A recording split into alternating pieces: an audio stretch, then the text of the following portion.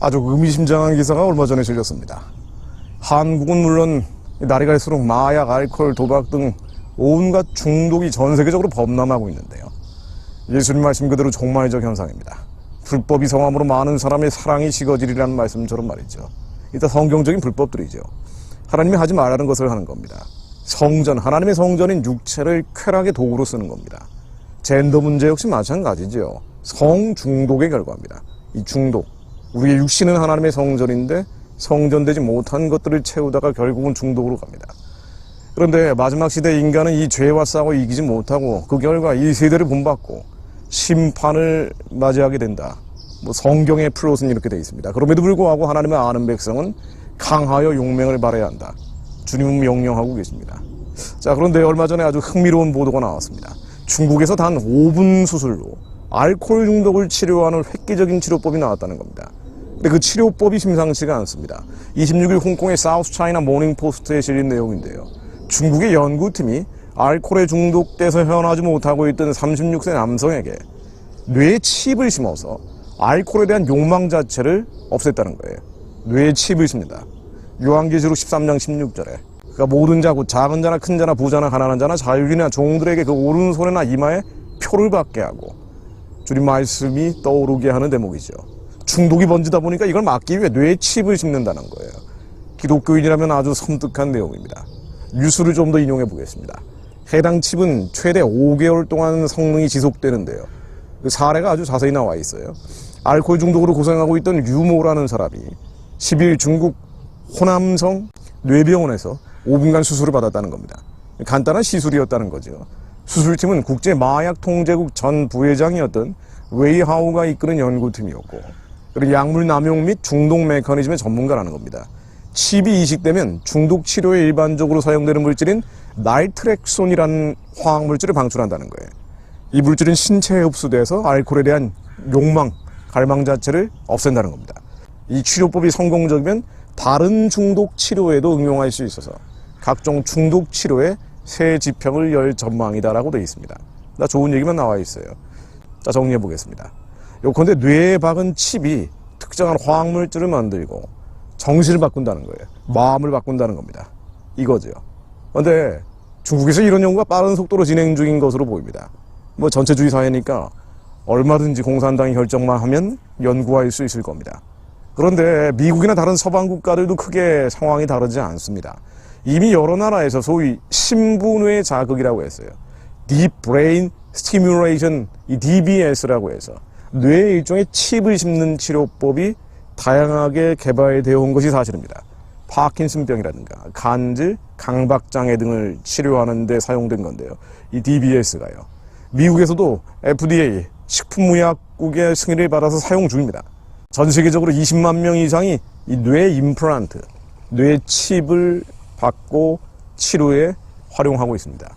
그런데 이게 중독, 실은 정신과 마음의 치료에 사용되기 시작했다는 거죠.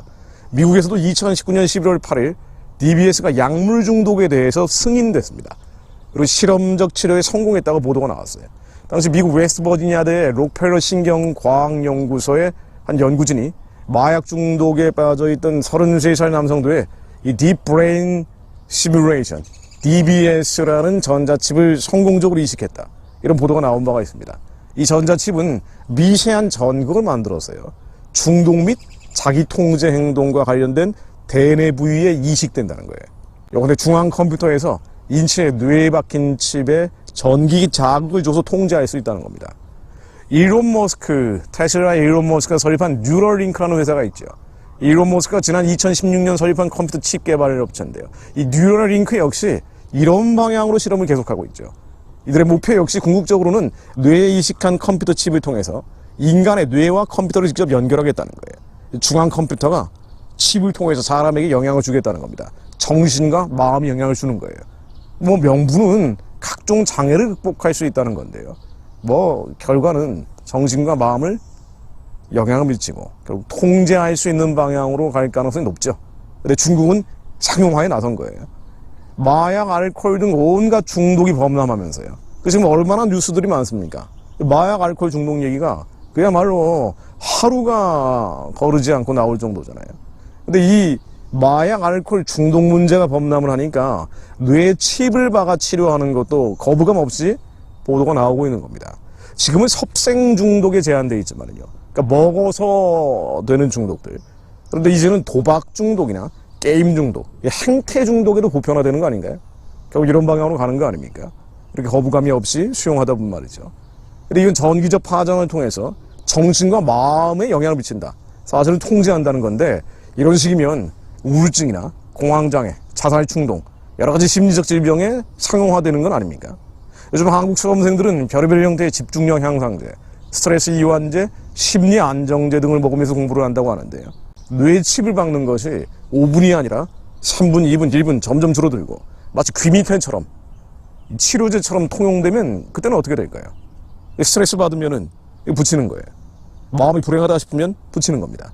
그러면 행복해져요. 이미 파킨슨병 관절 강박장애 치료를 위해서 뇌에 칩이 이식되고 있는데 이거 확장되는 걸 막을 수 있는 경계선이 뭘까요? 이거 아마 막기 어렵지 않을까라는 생각도 듭니다. 이런 식으로 마약도 그렇잖아요. 마약도 경계선이 없어지다 보니까 그냥 사탕이나 초콜릿, 브라우니 형태로 아이들이 파티 같은 거 할 때 먹는다는 거예요. 근데 마약이라고 볼 수 없는 것들. 마약과 일반 과자와의 경계선 자체가 애매해진다는 겁니다. 그러면서 점점 침투되는 거예요. 마약에 대한 중독도 확산되는 것처럼 여기에 대한 대응으로 이 칩이라는 것도 점점 경계를 넘어가는 게 아닌가라는 생각이 듭니다. 막기 어려운 풍조일지도 모르죠. 그런데 뇌와 컴퓨터를 연결해서 정신과 마음에 영향을 준다. 치료한다면은요, 결국 통제가 가능하다는 거죠. 영화에 나오듯이 말이에요. 킹스맨인가에 그런 영화에도 나오잖아요. 그렇다면 AI 기술이 개량되면서 그 컴퓨터를 장악한 권세, 공중의 권세는 인간의 정신과 마음도 통제할 수 있게 되는 거 아닙니까? 그러면 요한계시록 13장 18절 말씀이 실제가 되는 건 아닌가요?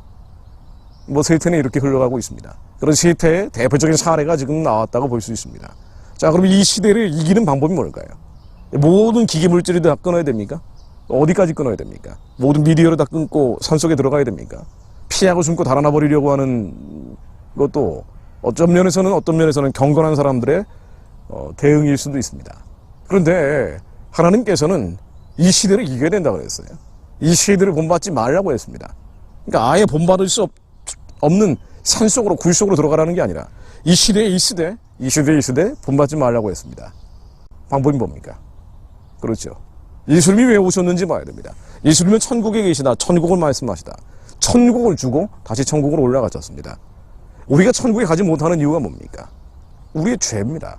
정신과 마음의 병은 죄예요. 그래서 하나님의 나라가 우리 안에 이루어지지 않고 있다면, 성령님 안에 의기와 평강과 희락이 이루어지지 않고 있다면, 상황 탓, 환경 탓, 사람 탓을 우리는 하지만 이 사람 때문에 행복하지 못하고 이 상황과 환경 때문에 우리는 불행하다고 얘기하지만 그로 인해서 불행한 우리의 정신과 마음이 죄입니다.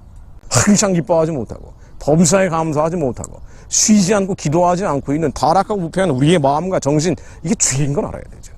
죄가 무엇인지 알아야 됩니다. 죄는요, 유교적으로 정죄하는 게 아니에요. 죄는 우리 안에 우리 것이 아닌데도 불구하고 여전히 있는, 성전에 있어서는 안 되는 것들을 털어내는, 씻어내는 과정입니다. 그래서 주님께서 오셔서 회개하려고 하셨죠. 네가 아니다. 너를 예수의 새로운 피조물, 거듭난 자다. 네가 아닌데도 겉사람 윗사람이 여전히 정과 욕심이 있어서 너희의 속사람이 영향을 주고 있기 때문에 이 죄를 털어버려라. 이것이 회개입니다. 그리고 죄와 싸워 이겨라. 피 흘리기까지 싸워 이겨라. 이기지 못하면 어떻게 되냐? 이기지 못하면 이 종말 세대를 본받게 되겠죠. 온갖 중독에 빠져들겠죠. 오락 중독, 게임 중독, 미디어 중독, 유튜브 중독, 트로트 중독. 그리고 마음과 정신을 위로하기 위해서 세상 것들, 땅의 것들, 썩어 없어질 것들을 따라다니면서 이 세대를 본받고 그걸 치유한답시고 이런 칩 박는 게 통용화될지도 모릅니다. 결국은요, 이 시대를 이기는 길은 죄가 무엇인지 알고 죄와 싸워 이기는 세대가 나오는 게 먼저입니다. 죄와 싸워 이겨야 돼요. 그럼 죄가 뭔지 알아야죠. 우리 안에 있는 상실감, 원통함, 억울함, 절망감, 패배감, 열등감, 이거 다 죄입니다. 우리가 상처라고 쓴뿌리처럼 붙잡고 있는 것들, 예수 이름으로 영원히 다 떠나갈지어다. 이거 다 죄입니다. 없어져야 되는 것들이에요.